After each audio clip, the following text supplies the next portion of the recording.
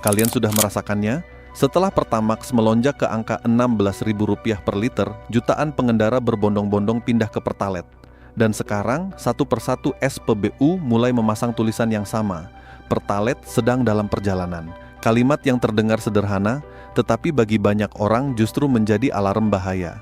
Karena semakin sering tulisan itu muncul, semakin banyak masyarakat yang mulai bertanya-tanya, apakah Pertalite benar-benar sedang dalam perjalanan atau perlahan sedang menghilang dari peredaran?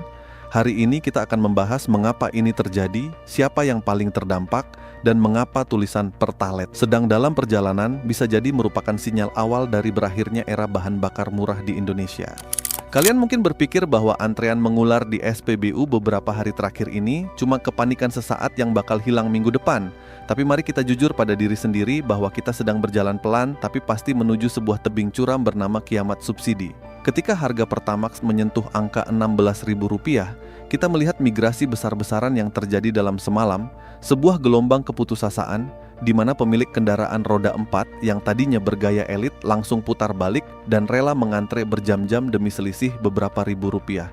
Ini bukan lagi soal fluktuasi harga minyak mentah dunia atau masalah distribusi yang terhambat cuaca, melainkan sebuah realita pahit bahwa negara sudah mulai angkat tangan untuk membiayai mobilitas harian kita. Jangan tertipu dengan narasi bahwa semua ini demi transisi energi hijau yang ramah lingkungan, karena faktanya, perut kita yang duluan menjerit sebelum bumi ini sempat mendingin. Mari kita bicarakan angka-angka yang seringkali membuat kepala kita pusing, tapi kali ini logika sederhananya sangat menampar wajah kita sendiri.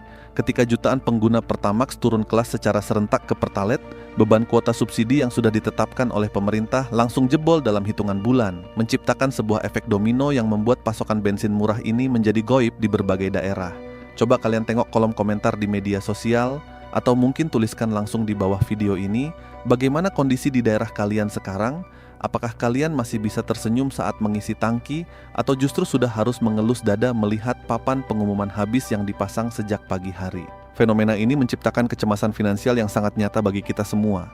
Sebuah perasaan tidak aman yang terus menghantui setiap kali jarum indikator bensin di dashboard mobil atau motor, kita mulai mendekati huruf E.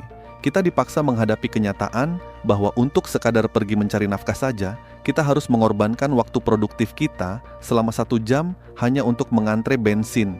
Sebuah ironi di mana waktu yang seharusnya bisa menghasilkan uang justru habis terbakar sia-sia di atas aspal panas pom bensin. Secara kritis, kita harus mempertanyakan kemana larinya semua janji-janji manis tentang ketahanan energi nasional yang selalu didengungkan saat musim kampanye tiba.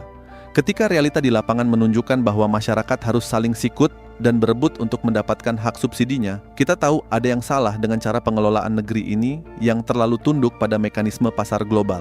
Pemerintah selalu berdalih bahwa subsidi itu salah sasaran, bahwa pemilik mobil mewah ikut menikmati bensin rakyat miskin.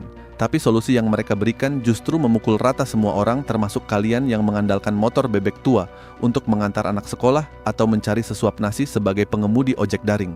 Ini adalah sebuah bentuk sarkasme nyata dari sebuah sistem yang ingin terlihat modern, tapi gagal menyediakan kebutuhan paling mendasar bagi rakyatnya sendiri. Mereka menyuruh kita untuk pindah ke transportasi umum, sementara jalur kereta dan rute bus belum menyentuh pelosok pemukiman. Membuat pilihan kita menjadi sangat terbatas antara kelaparan karena biaya transportasi yang melonjak, atau kelelahan karena harus berjalan kaki berkilo-kilometer. Kita tidak bisa terus-menerus mengeluh tanpa melakukan perubahan internal, karena mengharapkan kebijakan berpihak pada rakyat kecil dalam waktu dekat yang sedang kacau balau seperti sekarang. Oleh karena itu, mari kita bicara tentang strategi bertahan hidup yang konkret, sebuah taktik manajemen rute dan waktu yang harus kita ubah total jika tidak ingin uang belanja dapur kita habis menguap di jalanan. Mengisi bensin di jam-jam sibuk seperti jam 7 pagi atau jam 5 sore adalah sebuah kesalahan fatal yang menguras energi dan bahan bakar secara sia-sia akibat mesin yang terus menyala dalam kondisi statis. Berdasarkan analisis jam operasional SPBU, waktu terbaik untuk mengisi bahan bakar adalah pada malam hari di atas jam 10 malam atau dini hari sebelum subuh, ketika suhu udara lebih dingin yang membuat densitas cairan bensin menjadi lebih padat sehingga volume yang masuk ke tangki kalian menjadi lebih maksimal sekaligus menghindari antrean panjang yang menjemukan. Selanjutnya, kita perlu menerapkan teknik irit ekstrem yang biasa disebut dengan eco-driving, sebuah metode berkendara yang belum banyak dipraktikkan orang padahal mampu menghemat penggunaan bahan bakar hingga 20-30% dari biasanya. Kunci utama dari teknik ini adalah mengontrol emosi kalian di atas jok atau di balik kemudi. Karena musuh terbesar dari efisiensi bensin adalah gaya berkendara yang agresif dengan sering melakukan akselerasi mendadak dan pengereman keras secara tiba-tiba. Strategi ketiga yang tidak kalah penting adalah melakukan realokasi anggaran keluarga secara ekstrim, sebuah langkah berani untuk memotong biaya-biaya gaya hidup yang sebenarnya tidak terlalu mendasar demi menutupi selisih kenaikan biaya transportasi harian kalian. Jika pada pembahasan sebelumnya kita sudah sepakat bahwa pengeluaran untuk kopi susu kekinian, layanan langganan hiburan digital yang jarang ditonton, atau kebiasaan makan di luar rumah di akhir pekan adalah pos anggaran yang paling mudah bocor, maka sekaranglah saatnya pos tersebut dialihkan sepenuhnya ke dalam anggaran bahan bakar. Jika tren kelangkaan dan pembatasan ini terus berlanjut tanpa ada solusi sistemik dari pemangku kebijakan, maka dalam beberapa bulan ke depan, Pertalite bukan lagi soal berapa harganya, melainkan soal siapa cepat dia dapat di lapangan. Kita sedang berjalan menuju sebuah era yang mengerikan, di mana mobilitas harian akan menjadi sebuah barang mewah yang hanya bisa dinikmati oleh segelintir orang yang memiliki dompet tebal, sementara masyarakat kelas bawah dipaksa untuk membatasi ruang gerak mereka. Jangan sampai kendaraan yang kalian beli dengan keringat dan air mata itu akhirnya hanya menjadi pajangan berdebu di dalam garasi rumah, karena kalian tidak lagi sanggup membeli bensinnya yang harganya sudah setara dengan segram emas. Ini adalah sebuah peringatan dini bagi kita semua untuk tidak terlena dengan kenyamanan semu yang diberikan oleh subsidi, karena sejarah telah membuktikan bahwa tidak ada subsidi yang bertahan selamanya di dunia ini. Kita harus bersiap menghadapi kemungkinan terburuk, membangun ketahanan finansial keluarga yang kokoh, dan melatih diri kita untuk menjadi pribadi yang adaptif terhadap segala bentuk perubahan kebijakan yang sering kali datang secara tiba-tiba tanpa permisi. Pada akhirnya, di tengah pusaran ketidakpastian ekonomi dan kiamat subsidi yang sedang mengintai di depan mata, hal yang paling menentukan apakah kita akan selamat atau hancur bukan seberapa banyak kekayaan yang kita miliki, melainkan seberapa cepat kita mampu beradaptasi dengan realita baru yang ada di depan mata. Jangan biarkan situasi ini membuat kalian patah semangat atau putus asa, karena setiap krisis selalu melahirkan orang-orang kuat yang mampu bertahan hidup dengan cara-cara kreatif yang tidak pernah terpikirkan sebelumnya oleh orang awam.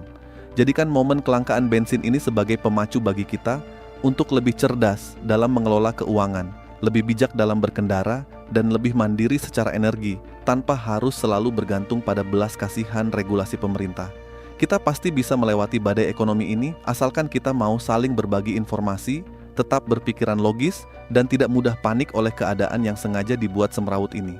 Video pembahasan ekonomi kita kemarin sudah ditonton oleh ratusan ribu orang dan memicu diskusi yang sangat luar biasa di seluruh Indonesia.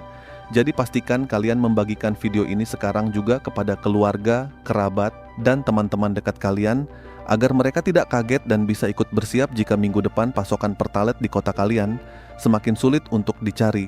Jangan lupa untuk klik tombol suka jika kalian merasa mendapatkan wawasan baru dari cerita kita hari ini. Berikan komentar kalian tentang kondisi pom bensin di sekitar rumah kalian, dan klik subscribe untuk terus mendapatkan pembaruan informasi mengenai kondisi ekonomi real yang jarang sekali dibahas secara jujur di televisi nasional kalian. Tetap tenang, tetap hemat, dan sampai jumpa di video edukasi seru berikutnya.